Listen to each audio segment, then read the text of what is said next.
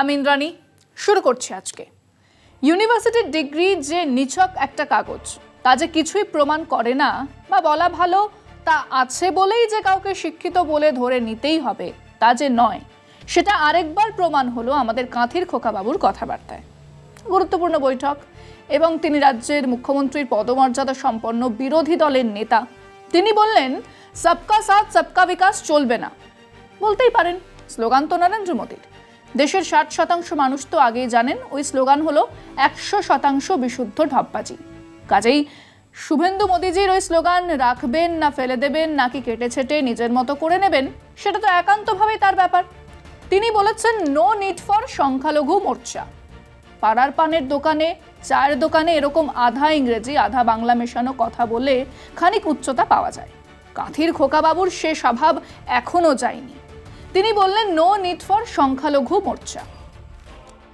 সত্যি তো, বিজেপির সংখ্যালঘু মোর্চা তো আসলে এক সোনার পাথর বাটি, এক আদ্যন্ত আনক হিন্দুত্বের গোড়া, হিন্দুত্বের এজেন্ডা নিয়ে চলা এক দলের সংখ্যালঘু মোর্চা মানে পয়সা দিয়ে কিছু দালাল পোষা। তাও তো আমরা সবাই জানি। কাজেই উনি ওনার দলের সংখ্যালঘু মোর্চা রাখবেন না, ছুঁড়ে ফেলে দেবেন। আগামীকাল থেকে চার্লস নন্দী মুরলীধর লেনে ফুটপাতেই বসে থাকবেন কিনা, জেলার 18 জন সংখ্যালঘু মোর্চার সভাপতিরা দল থেকে বহিষ্কৃত হবেন কিনা, তা তো বিজেপির নেতৃত্বই ঠিক করবে। এবং সেই অর্থে সুকান্ত বা দিলীপ ঘোষ না মানলেও শুভেন্দু তো এখনো বিজেপি নেতা, কাজেই তার হক আছে রাজ্যে সংখ্যালঘু মোর্চা তুলে দেবার। শ্রমিক সুকান্ত সমর্থন না করলে কি হবে, তথাগত রায় সমর্থন তো নিশ্চিত। কিন্তু এসব নিয়ে কথা নয়, কথা হলো আমাদের শান্তিকুঞ্জের এই চরম অশান্তির আরেকটা কথা নিয়ে। তিনি সাফ জানিয়ে দিয়েছেন মুসলমানদের উনি রাষ্ট্রবাদী মনেই করেন না, উনি আর মুসলমানদের রাষ্ট্রবাদী বলবেনই না। আর সেটাই আমাদের বিষয় আজকে। এই দেশের মুসলমানরা দেশপ্রেমিক নয়। লোকসভা ভোটে বঙ্গ বিজেপির ভরাডুবি, হারের কারণে ময়নাতদন্তে বুধবার কলকাতায় হয়ে গেল বিজেপির বর্ধিত কর্মসমিতির বৈঠক। কিন্তু সেই বৈঠকে দলের ভরাডুবি নিয়ে সংবাদ মাধ্যমের সামনে কাঁটাছেঁড়ায় সাফ না জানালেন বিরোধী দলনেতা। আরও এক ধাপ এগিয়ে দলের হার নিয়ে কার্যত দায় এড়িয়ে গিয়ে শুভেন্দু অধিকারীর দাবি তিনি বিরোধী দলনেতা, দলের সাংগঠনিক বিষয়ে কিছু দেখেন না। ভোটে দলের হার নিয়ে দায়িত্ব ঝেড়ে ফেলার চেষ্টার পর শুভেন্দু চ্যালেঞ্জ জানিয়ে বসলেন খোদ প্রধানমন্ত্রী মোদীজির স্লোগানকে। অধিকারী বাবু সাফ কথা, সবকা সাথ সবকা বিকাশ আর নয়। যারা তাদের সঙ্গে রয়েছেন কেবল তাদেরই সাথ দেবেন কাঁথির অধিকারী বাবু। গোল খেয়ে গেছেন বুঝতে পেরে ঢোক গিলতে বাধ্য হন তিনি, কিন্তু ততক্ষণে দেরি হয়ে গেছে অনেকটা। শুভেন্দু অধিকারীর বক্তব্য নিয়ে শুরু হয়ে গেছে রাজনৈতিক কচকচানি। সুকান্ত মজুমদার থেকে শ্রমিক ভট্টাচার্য শুভেন্দুর মন্তব্যের পর তার পাশে দাঁড়াননি, তবে আবার তথাগত রায় দুহাত তুলে সমর্থন জানিয়েছেন শুভেন্দুকে। কে সমর্থন করলেন বা করলেন না, সেটার থেকে বড় প্রশ্ন দেশের মুসলিম সম্প্রদায়ের মানুষরা কি দেশপ্রেমিক নন? শুভেন্দু বললেন বাংলার এদেশের মুসলমানরা দেশপ্রেমিক নন। বঙ্গ বিজেপির সমস্ত জেলার নেতা, বিধায়ক, সাংসদ, ক্যাবিনেট মন্ত্রী মনোহর লাল খট্টর, সুনীল বনসল, মঙ্গল পাণ্ডের সামনেই এক উন্মাদ বললেন মুসলমানদের উনি রাষ্ট্রবাদী বলে মনেই করেন না, অর্থাৎ তারা রাষ্ট্রদ্রোহী, তারা দেশপ্রেমিক নন, তারা এই রাষ্ট্রের গণশত্রু। এবং তার এই বক্তব্যের পরে একজনও সেখানে প্রতিবাদ করেননি, একজনও হাত তুলে বলেননি যে আপনি ভুল বলছেন, অন্যায় বলছেন। কিছু লোকজন তালিও বাজিয়েছেন। ওই সভাতে উপস্থিত সংখ্যালঘু মোর্চার নেতারা কি কোনো কথা বলেছেন? না, বলেননি, কারণ তারা তো জানেন এটাই বিজেপির আদত চেহারা। কিন্তু রাজ্যের মানুষকে তো জানতে হবে, এই বিজেপির আসল চেহারাটা তো মানুষের সামনে তুলে ধরতে হবে। সেই কাজটা আপনারা প্রত্যেকে শুরু করুন। ওই মূর্খ গোয়ার সাম্প্রদায়িক মানুষটাকে বলতে হবে কাজী নজরুল ইসলাম কে ছিলেন। সেই অর্থে রবি ঠাকুরও ব্রাহ্ম ছিলেন, হিন্দু ছিলেন না। বাংলার শেষ নবাব সিরাজউদ্দৌলা লড়েছিলেন ক্লাইভের সঙ্গে। এ বাংলায় জসিমউদ্দিনের কবিতা কে পড়েননি? কে পড়েননি তার নকশিকাঁথার মাঠ? এই কলকাতাতেই বড় হয়েছেন আমাদের প্রথম শিক্ষামন্ত্রী আবুল কালাম আজাদ। কার জানা নেই ইংরেজদের বিরুদ্ধে তিতুমিরের সেই লড়াইয়ের কথা? এই বাংলার মুসলিম স্থাপত্যকে অস্বীকার করবে কে? আজও এই বাংলার দর্জি আর রাজমিস্ত্রির সবচেয়ে উল্লেখযোগ্য অংশ মুসলমান। এই বাংলার স্বাধীনতার সংগ্রামে মুসলমানদের ভূমিকা কে অস্বীকার করবে? নেতাজি সুভাষচন্দ্র বোস তার মহানিষ্ক্রমণের সময় নাম নিয়েছিলেন মোহাম্মদ জিয়াউদ্দিন।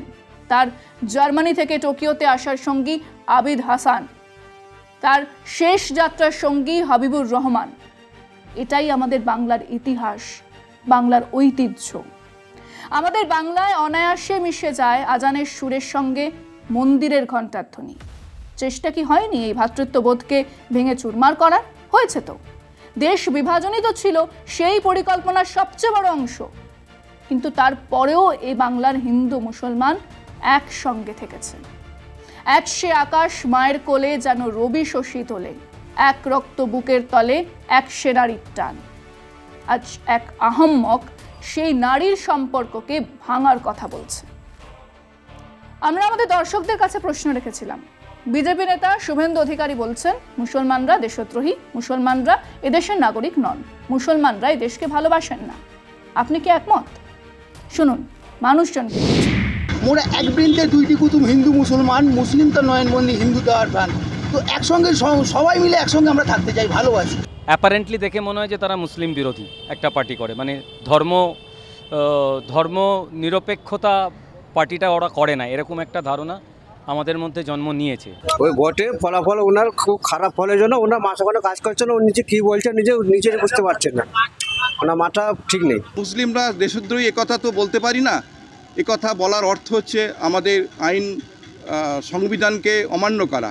ছোটোবেলা থেকে আমরা স্কুলে গিয়েছি, একসাথে খাওয়া দাওয়া করেছি, উঠা বসা করেছি। যে মুসলিমরা আজকে দেশের যেরমভাবে যে তাদের তকমা দেওয়া হচ্ছে, শুভেন্দু অধিকারী এই ভাষাকে আমরা তীব্র নিন্দা জানাই। ভোটের পার্সেন্টেজ যেটা আমিও দেখেছি, তাতে কিন্তু মনেই হয়েছে যে মুসলিমদের ভোটটা সত্যি বিজেপি পায়নি, সত্যি পায়নি। যদি অল্প কিছু পেত তাহলেও লড়াইটা অনেক হাড্ডাহাড্ডি হতো। আমরা বাংলায় হিন্দু মুসলিম আমরা কাঁধে কাঁধ মিলিয়ে চলি, আমরা হিন্দু মুসলিম ভাই ভাইয়ের মতো চলি। শুধুমাত্র রাজনৈতিক সুবিধার্থে, রাজনৈতিকভাবে স্বার্থ চরিতার্থ করার জন্য শুভেন্দু পাগলের মতো এইসব কথা বলে যাচ্ছে। হিন্দু মুসলিম একতাকে নষ্ট করার জন্য পশ্চিমবঙ্গে উনি বীজ গাড়ছেন। মুসলিমদের মাথায় হাত দিয়ে আজ পর্যন্ত সেখানে পৌঁছে গিয়েছিল, আর তারা এখন বলছে দেশদ্রোহী। তো পাগল তো। ভারত সরকার যাদেরকে নাগরিক বলে স্বীকৃতি দিয়ে রেখেছে, সংবিধান যাদেরকে নাগরিক বলে স্বীকৃতি দিয়ে রেখেছে, সেখানে শুভেন্দু অধিকারী যদি এই কথাটা দাবি করে যে মুসলমানরা ভারতবর্ষের নাগরিক না, তাহলে একটা পাগলের প্রলাপ ছাড়া আর কিছু না। পাগল অনেক কিছু বলতে পারে। শুভেন্দু অধিকারী এই 2024-এ নরেন্দ্র মোদী যেমন পাগল হয়ে গেছে, এই 2024-এর এখানে লোকসভা নির্বাচনে বিজেপির যে ভরাডুবি, সেই ভরাডুবির পক্ষেতে নিজের মাথা ঠিক রাখতে পারছে না। এরা একবার ভারতবর্ষকে ভাগ করেছে, একবার বাংলাকে ভাগ করার চেষ্টা করেছিল। সমস্ত জাতি ধর্ম নির্বিশেষে প্রত্যেককে নাগরিকত্ব দেওয়া হয়েছে। স্বাভাবিক, কারণ এই প্রশ্নটা হচ্ছে এক পাগলের প্রলাপ ছাড়া আর কিছুই না। ওনাকে ইমপিচমেন্ট করা হোক এবং ওনাকে বহিষ্কার করা হোক। উনি এই পদের যোগ্যতা উনি রাখেন না, তিনি এই পদের গরিমাকে তিনি মান্য করেননি। সেই বিরোধী দলনেতার পদ অমান্য করে তিনি যে বক্তব্য রেখেছেন, চরম সাম্প্রদায়িক কথাবার্তা বলেছেন। আমি ওকে বলছি, ওই দেশের গদ্দার হয়ে মুসলিমকে, প্রথম মুসলিম শহীদ হয়েছিল কতজন, সব জায়গায় মুসলিমের নাম আছে, এই কাঁথিতে একমাত্র ওই যা নাম মুছে দিবে বলছে। দেশ স্বাধীনের সময় সংখ্যালঘু ভাইরাও সঙ্গ দিয়েছিল, আজকে বলছে ভারতবর্ষের মুসলিমরা সমাজ বিরোধী। ওনার মাথার ঠিক নেই, ওনার মাথা ঠিক নেই, উনি উল্টা পাল্টা মন্তব্য করছেন। শুভেন্দু অধিকারী যে কথাগুলো বলছে ভুল কথা, চলুন মাথা খারাপ হয়ে গেছে, হয়তো তার কেটে গেছে। আসলে এক বেড়ে ওঠার কাহিনী, এক আপব্রিঙ্গিং, যেখানে মানুষকে ধর্ম, জাত, রং, ভাষা দিয়ে আলাদা হতে শেখায়। কিন্তু পৃথিবীর সংখ্যাগরিষ্ঠ মানুষ এগুলোকে বাদ দিয়েই এক উন্নত সমাজ গড়ে তোলার কথা বলে। আমাদের ধর্মে জ্ঞানী পণ্ডিত মানুষজন বারবার এই ধর্মে বিরোধের বিরুদ্ধেই কথা বলেছেন। রামকৃষ্ণদেব ধর্মের ফারাক বোঝার জন্য কলমা পড়ে মুসলমান হয়েছিলেন। তারপরে বলেছিলেন, যত মত তত পথ। আর কিছু অন্ধ মূর্খ মানুষ এই ধর্মের আড়ালে আসলে নিজের স্বার্থসিদ্ধির চেষ্টা চালায়। যেমন শুভেন্দুর আসল দৃষ্টি ওই মুখ্যমন্ত্রীর কুর্সির দিকে। আজকে এ পর্যন্তই। দেখতে থাকুন কলকাতা টিভি, রাত দিন 7 দিন।